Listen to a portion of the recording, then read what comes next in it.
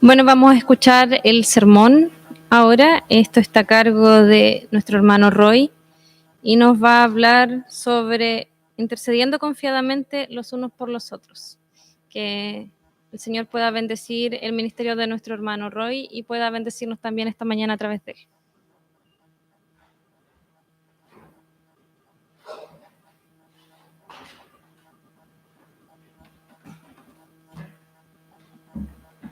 Me estoy asegurando de no quedarme sin batería, porque el tema da para largo, entonces...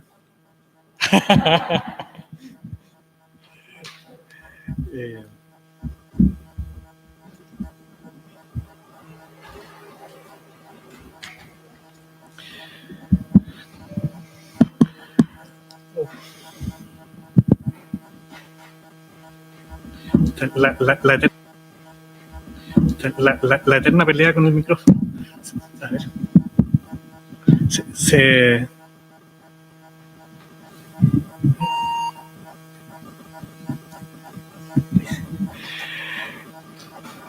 Quiero aprovechar de saludarles y en especial saludar al pastor Enoch que se encuentra con nosotros. Es una alegría poderlo ver, ya se lo había manifestado personalmente, pero creo que siempre es bueno también manifestarlo públicamente. Es siempre, digamos, una alegría tenerlos por acá. Ahí nos estaba comentando que se viene, así que esperamos tenerle también más seguido. Usted sabe que esta es su casa, así que cuando pueda, acá estamos. Y cualquier cosa que necesite también, aquí estamos para servirle. ¿Ya? Eso délo por hecho. ¿Ya? Permiso, voy a...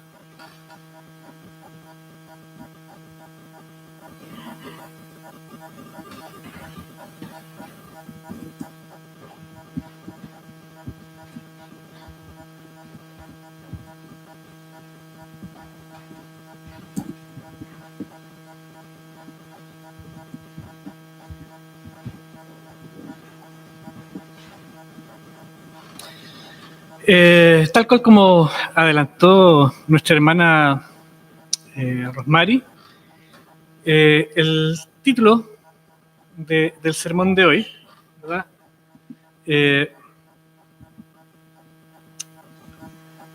Esas cosas entretenidas, justo falló. ¿Me permiten un instante?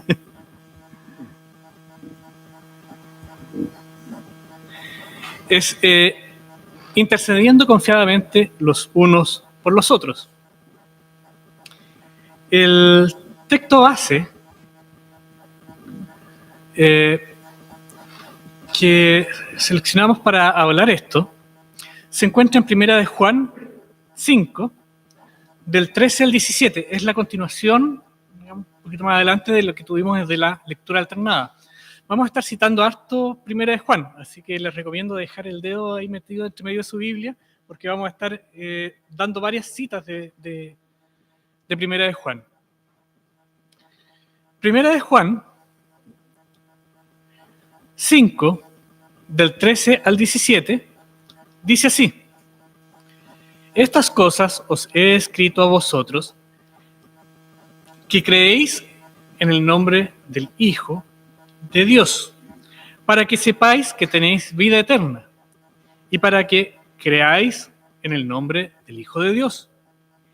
Y esta es la confianza que tenemos en Él, que si pedimos alguna cosa conforme a su voluntad, Él nos oye. Y sabemos que Él nos oye en cualquier cosa que le pidamos. Sabemos que tenemos las peticiones que le hayamos hecho. Y si alguno viere a su hermano cometer pecado que no sea de muerte, pedirá, y Dios le dará vida. Esto es para los que cometen pecado que no sea de muerte. Hay pecado de muerte por el cual yo no digo que se pida. Toda injusticia es pecado, pero hay pecado no de muerte. Oremos, hermanos. Padre Celestial, obra tú en nuestros corazones, Señor, y en nuestro entendimiento. Señor, te ruego que la palabra que vamos a predicar el día de hoy sea de provecho para nosotros. Sea, Señor, de edificación, sea, Señor, de aliento también para todos. Te rogamos esto, Señor, y en especial, Señor, que tú también dirijas mis palabras, Señor, en este día. En Jesús. Amén. Hemos venido en una serie de sermones sobre la oración. Recordemos un poco qué es lo que, digamos, algunos temas de los que hemos venido conversando. Partió todo este tema, ¿verdad?, con un sermón que decía, ¿verdad?, que teníamos que aprender cómo orar, tal cual como el discípulo, ¿verdad?, le había dicho a su Señor: Señor, enséñanos a orar. Vimos que la oración tenía distintas partes. Podía ser una oración, ¿verdad?, con adoración a Dios, de confesión de nuestro pecado, de petición, ¿verdad?, de agradecimiento y de petición. Si ustedes se fijan, esto normalmente lo hacemos domingo a domingo en nuestro culto. Partimos, ¿verdad?, con una oración de adoración a Dios. Luego, una oración de confesión de pecados. Y así vamos avanzando. También vimos que el Señor, nosotros le podíamos pedir, ¿verdad?, se nos iba a dar, que nosotros podíamos buscar, íbamos a encontrar, ¿verdad?, y todo eso. Y que muchas veces cuando pedíamos y no recibíamos era porque pedíamos mal, conforme a nuestros deseos. Entonces luego vino un sermón donde dijo que teníamos que pedir sabiduría para saber pedir bien al Señor. Pedir, ¿verdad?, no por nuestros deseos, sino por la voluntad del Señor.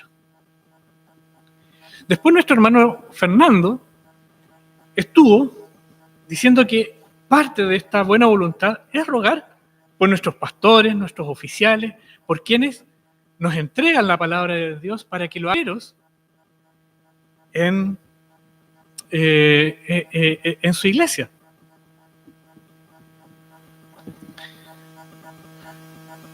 Y otro de los motivos por los cuales debemos estar predicando, orando, es sobre lo que vamos a hablar en la predicación de hoy, que es justamente el poder interceder unos por otros.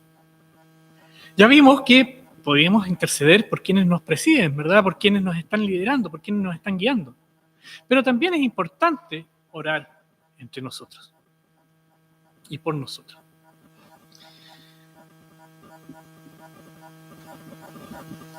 Y el verso 13 dice así: estas cosas os he escrito a vosotros para que creáis en el nombre del Hijo de Dios, para que sepáis que tenéis vida eterna y para que creáis en el nombre del Hijo de Dios. Como este texto parte, estas cosas os he escrito a vosotros que creéis. Bueno, ¿qué cosas le ha escrito hasta este momento el apóstol Juan, ¿verdad?, en esta carta a quienes se está dirigiendo? Este mensaje que él dice que después, para que a vosotros que creéis, y luego dice después para que sepáis y para que creáis. Es decir, que a nosotros que ya creemos nos está incluso tratando de persuadirnos a que creamos incluso aún más de lo que ya creemos. ¿Y qué es lo de que nos está hablando? Bueno, veamos en la introducción. En 1 de Juan, del 1, capítulo 1, del 1 al 4, está haciendo esta introducción, en donde dice lo que era desde el principio, lo que hemos oído, lo que hemos visto con nuestros ojos, lo que hemos contemplado y palparon nuestras manos al tocarle, al verbo de vida, porque la vida fue manifestada y la hemos visto y testificamos y os anunciamos la vida eterna la cual estaba con el Padre y se nos manifestó. Lo que hemos visto y oído, esto os anunciamos, para que también vosotros tengáis comunión con nosotros, y en nuestra comunión verdaderamente es con el Padre y con su Hijo Jesucristo. Estas cosas os escribimos para que vuestro gozo sea cumplido. Está haciendo esta introducción de lo que él va a tratar en el resto de la carta. ¿Qué es lo que nosotros nos encontramos en esta introducción de la carta? En primer lugar, bueno, como se trata del apóstol Juan, sabemos que cuando está hablando del verbo, está hablando de Jesucristo. Y en este momento está hablando, ¿verdad?, del verbo de vida. Pero dice que este verbo de vida, ¿verdad?, se nos manifestó. Y que lo está anunciando. Y además de esto, está anunciando sobre la vida eterna. Y hace ahora este juego de palabras, por decirlo de alguna forma, tal cual como lo hace en el Evangelio de Juan, hablando de Jesucristo como el verbo, acá habla de Jesucristo como la vida eterna. Y nos está invitando a creer en Jesucristo, porque Jesucristo es nuestra vida eterna. ¿Y por qué nos está hablando estas cosas? Para que tengamos comunión unos con otros. ¿Ya? No es para que estemos peleados, ni nos estemos, ¿verdad?, discutiendo, ni nos estemos pelando, ¿ya?, sino que para que estemos unidos. Unidos en una forma común, con el Padre, con Jesucristo y entre nosotros. Si seguimos avanzando en el libro de Juan, nos encontramos con que en Juan 4:9, ¿verdad?, que dice: y en esto mostró el amor de Dios para con nosotros, en que Dios envió a su Hijo unigénito al mundo para que vivamos por Él. Sigue hablando acerca de la vida en el Hijo. Bueno, no es el único versículo. En el mismo 5:11 nos dice: y este es el testimonio, que Dios Dios nos ha dado vida eterna, y esta vida está en su Hijo. Y en Juan 5:20 también nos encontramos con la misma idea, que dice: pero sabemos que el Hijo de Dios ha venido y nos ha dado entendimiento para conocer al que es verdadero. Y estamos en el verdadero y en su Hijo Jesucristo. Este es el verdadero Dios y la vida eterna. Entonces está hablando de Jesucristo como verdadero Dios y como la vida eterna.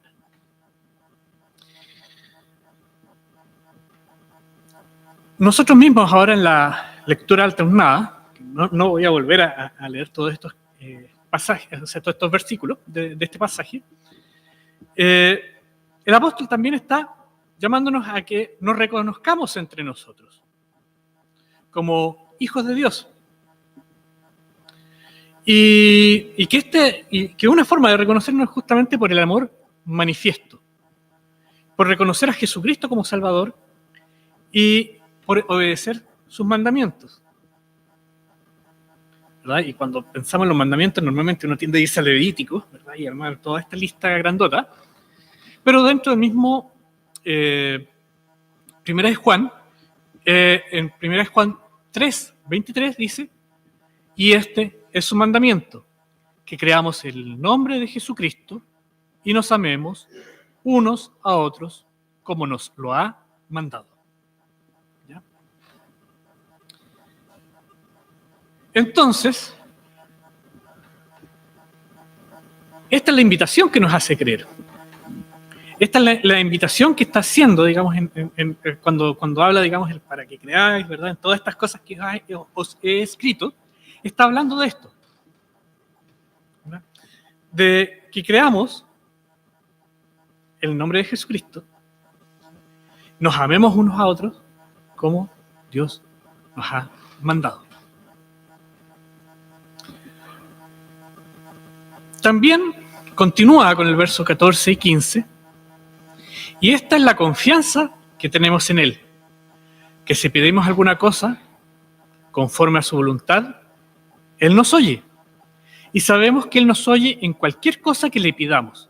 Sabemos que tenemos las peticiones que le hayamos hecho. Lo primero que parte con esto es la confianza. La confianza está dada naturalmente por creer. Por eso digamos que partía, digamos, el verso anterior hablando de creer, digamos, en esta perícopa, digamos que este conjunto de versículos.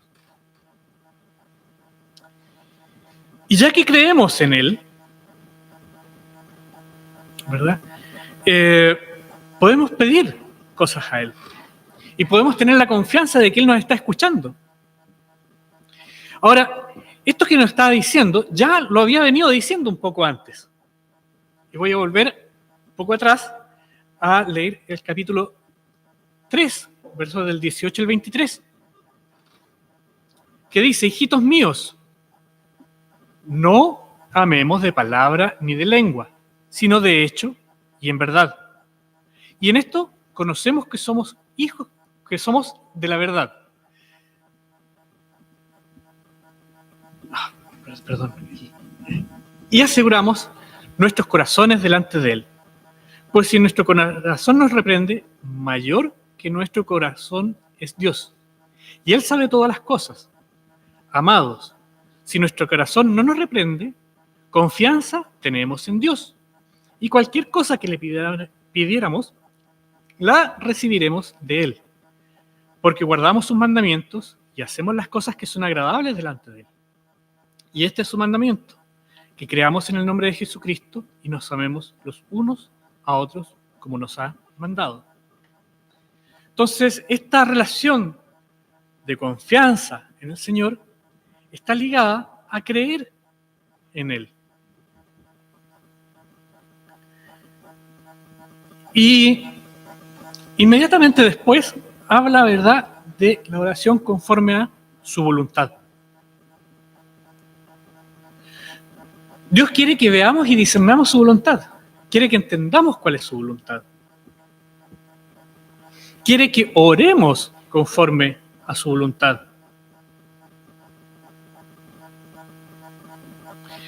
Recordemos lo que el mismo apóstol Juan nos decía en el Evangelio de Juan, ¿ya? Juan 15:7, cuando cita a Jesucristo, ¿verdad?, diciendo: si permanecéis en mí y mis palabras permanecen en vosotros, pedid todo lo que queréis y os será hecho.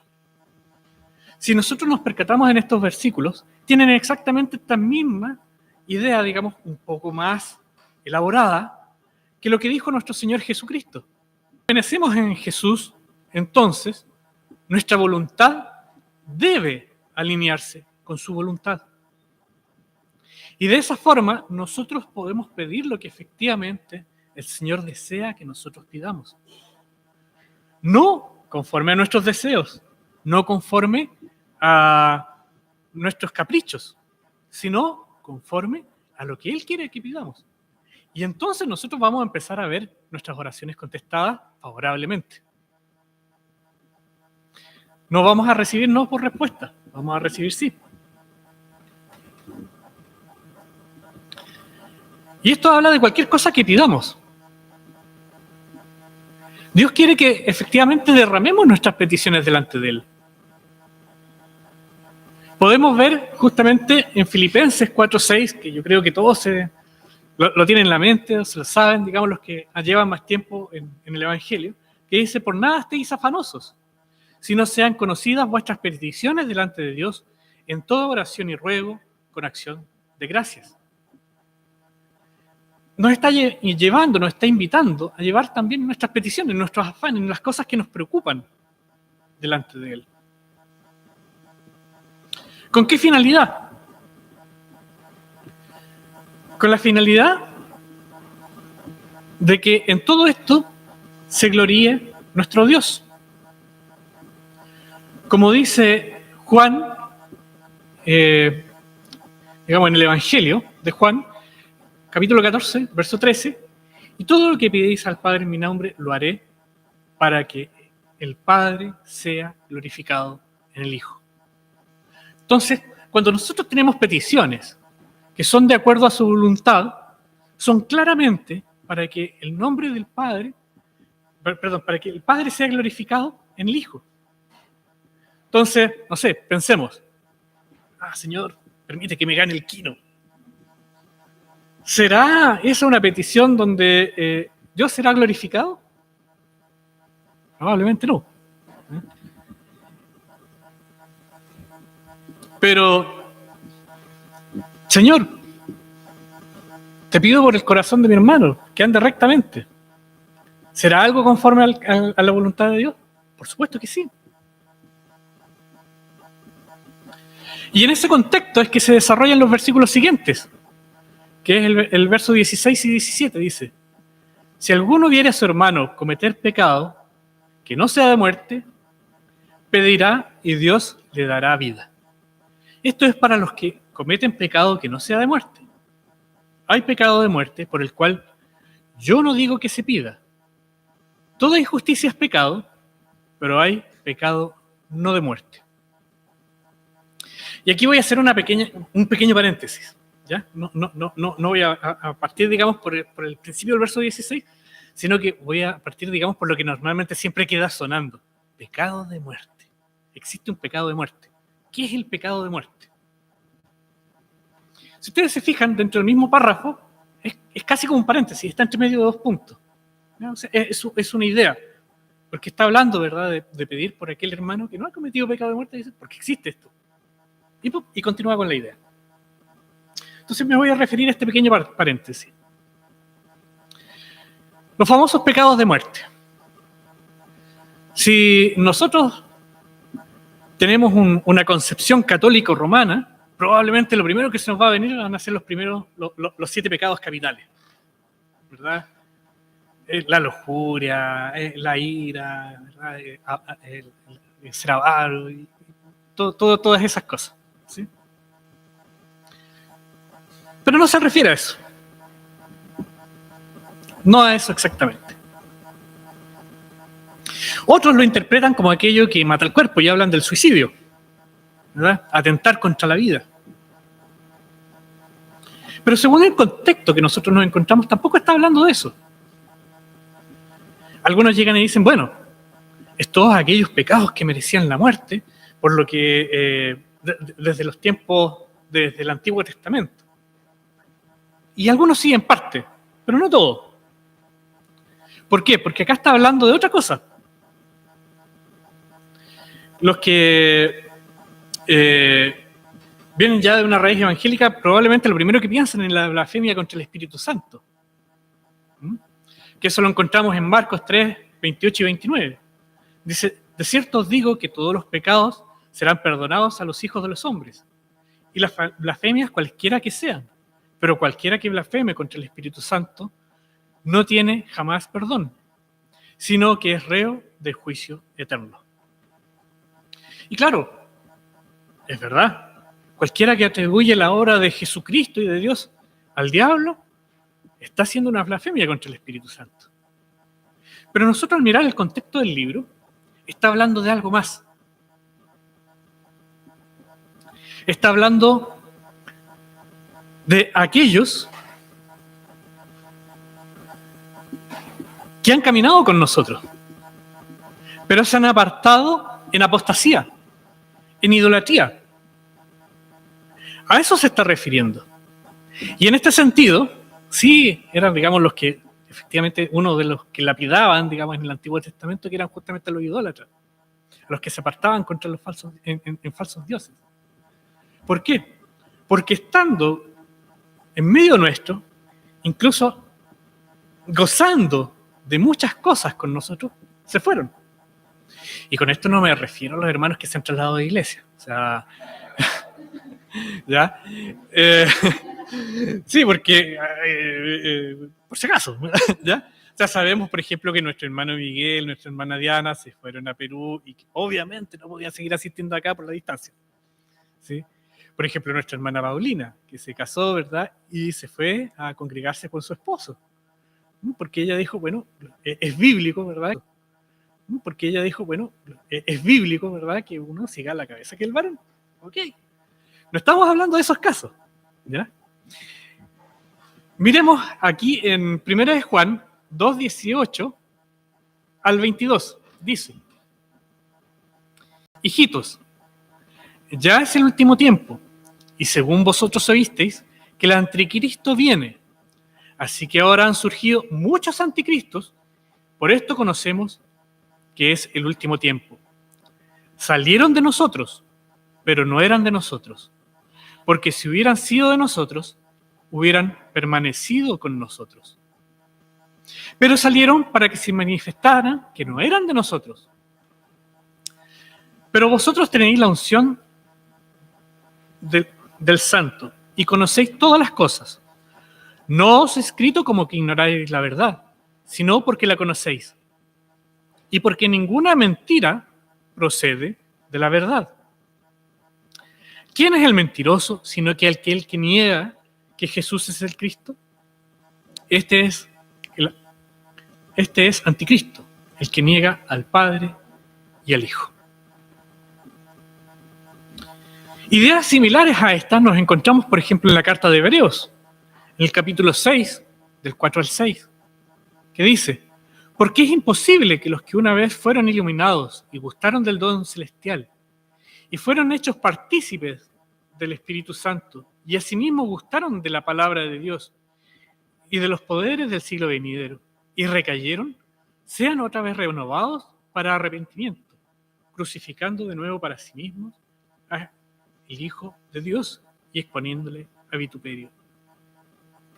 O como es el caso que hablaba Pablo en Gálatas respecto a los falsos maestros, que dijo: como hemos dicho, también ahora lo repito, si alguna cosa os predica diferente evangelio del que habéis recibido, sea anatema.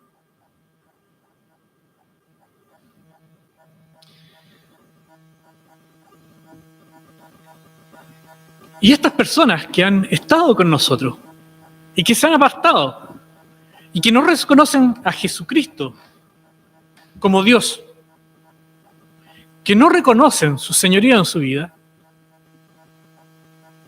obviamente no eran parte de la iglesia. Y el apóstol no nos está prohibiendo orar por ellos, sino que dice que tampoco, digamos,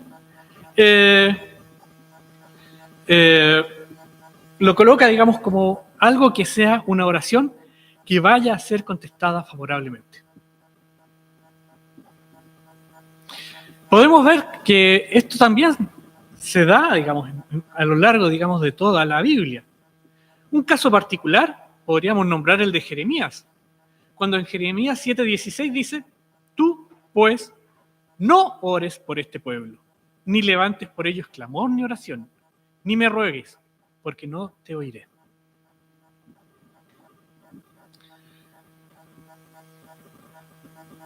Nosotros no sabemos quién es quién. Nosotros no conocemos los corazones. Pero nos dice: bueno, si sientes orar por él, ora, pero no esperes un sí por otra respuesta. Pocas palabras.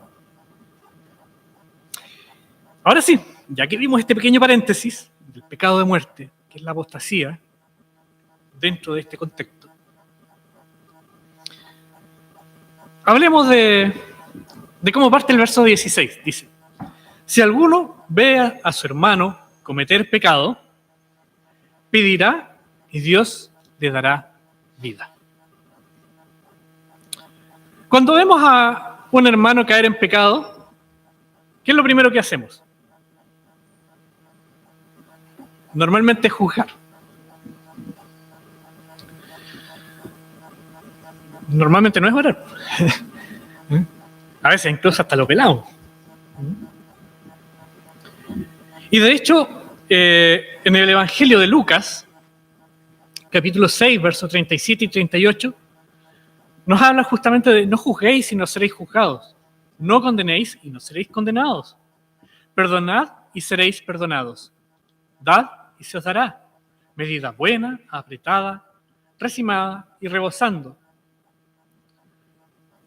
darán en vuestro regazo, porque con la misma medida que medís, os volverán a medir.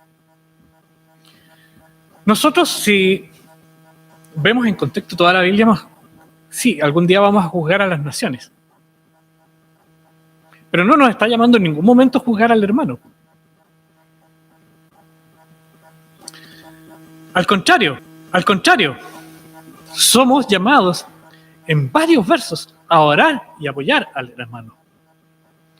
Por ejemplo, en Santiago 5:15 dice: y la oración de fe salvará al enfermo, y Dios lo levantará, y si hubiere cometido pecados, le serán perdonados.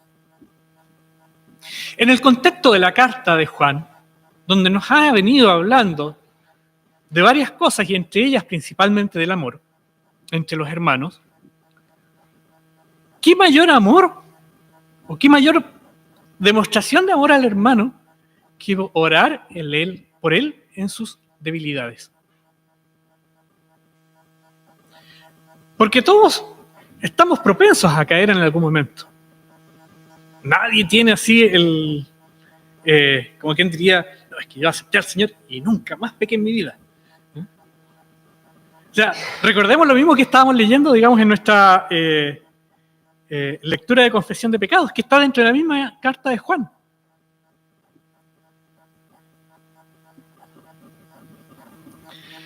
Todo aquel que comete pecado infringe también la ley, pues el pecado es una infracción a la ley. Lo dice en 1 de Juan 3:4. 1 de Juan, desde el 1, versículo 6, hasta el 2, versículo 3, que esto incluye, digamos, la lectura que tuvimos en la intercesión, ¿verdad? O sea, en la confesión de pecado, dice: si decimos que tenemos comunión con Él y andamos en tinieblas, mentimos y no practicamos la verdad. Pero si andamos en luz, como Él está en luz, tenemos comunión los unos con los otros. Y la sangre de Jesucristo, su Hijo, nos limpia de todo pecado. Si decimos que no tenemos pecado, nos engañamos a nosotros mismos. Y la verdad no está en nosotros. Si confesamos nuestros pecados, Él es fiel y justo para perdonar nuestros pecados y limpiarnos de toda maldad. Si decimos que no hemos pecado, le hacemos a Él mentiroso, y su palabra no está en nosotros. Hijitos míos, estas cosas os escribo para que no pequéis. Y si alguno hubiere pecado, abogado tenemos para con el Padre, a Jesucristo el justo. Y Él es la propiciación por nuestros pecados, y no solamente por los nuestros, sino también por los de todo el mundo. Y en esto sabemos que nosotros le conocemos si guardamos sus mandamientos.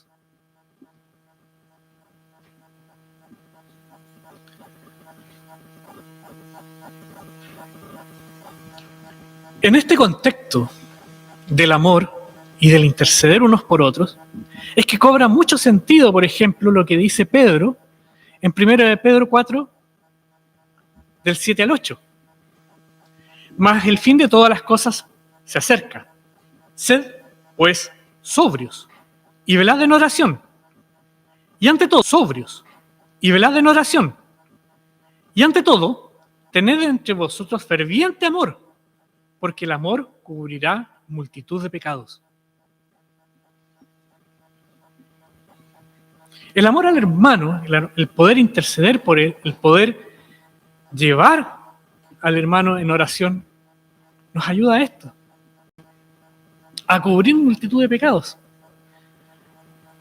Porque al estar intercediendo por él, quizá de cuántas cosas lo estamos librando.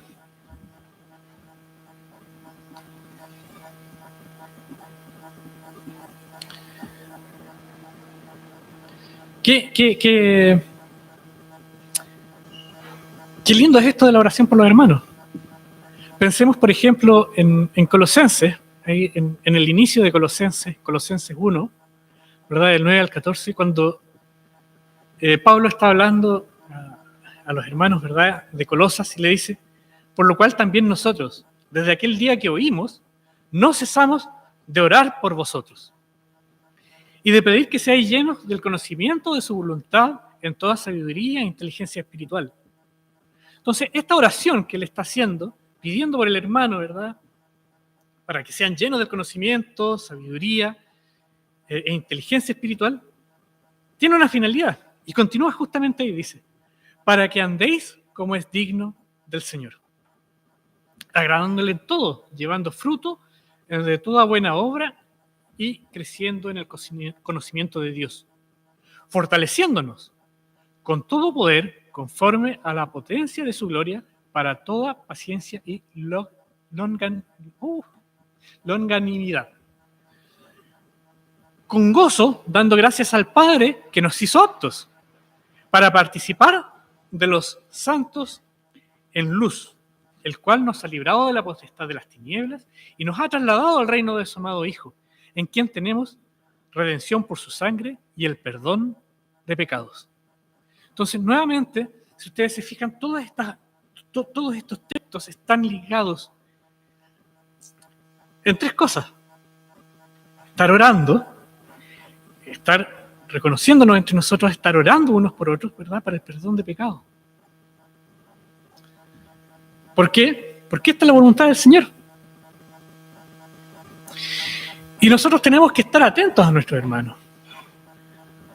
Muchas veces a nosotros nos da cosas así como: oye, hermano, hoy día estoy pasando un día terrible, estoy muy tentado, ora por mí. ¡Qué vergüenza!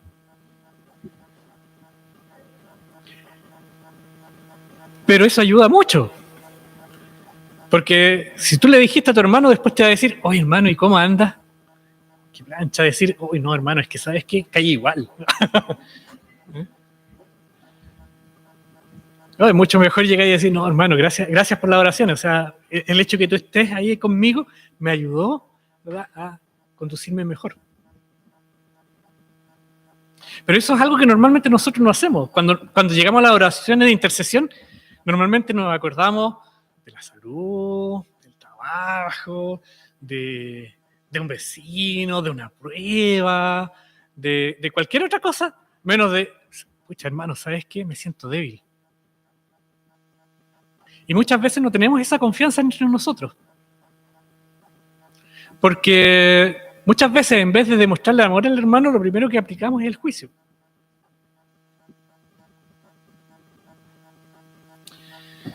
Dios conoce nuestras necesidades, hermano. Y Él siempre realiza su voluntad. Y en este sentido nosotros podríamos llegar a preguntarnos entonces: ¿qué sentido tiene que oremos? Si Él conoce si Él que conoce, digamos, cuáles son las necesidades, qué cosas nos faltan, ¿qué necesidad tiene de orar si Él va a hacer su voluntad sí o sí? Pero la verdad, hermanos, es que Dios quiere moldear nuestros corazones. Y esto significa justamente alinear nuestra voluntad a la de Él. Él quiere que... y esto significa justamente alinear nuestra voluntad a la de Él. Él quiere que podamos ser intercesores e interceder por las cosas que a Él le importan y que nos preocupemos lo suficiente por eso como para poder orar. Y eso es un cambio en el corazón. Dios, así como desea que le seamos obedientes y que creamos y confiamos en Él, desea también contestar nuestras oraciones. Y es por eso que plantea esto, digamos, en toda la Biblia, de que acudamos a Él, que conversemos con Él, que le pidamos, que llevemos a Él nuestras cargas, nuestras aflicciones.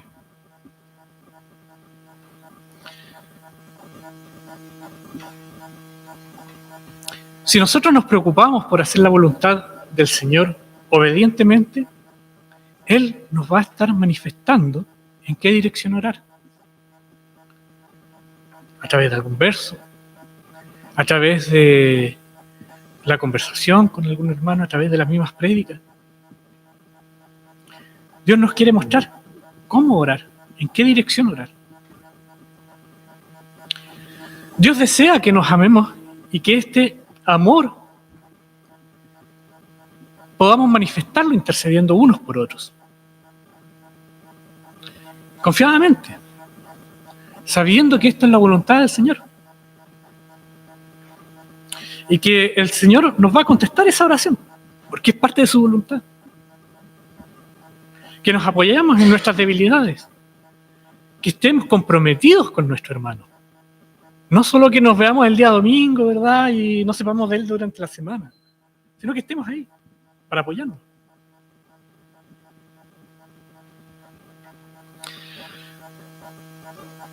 El Señor nos ayude a poner en práctica esto, a abrirnos entre nosotros, que no es algo fácil, para que podamos apoyarnos unos a otros.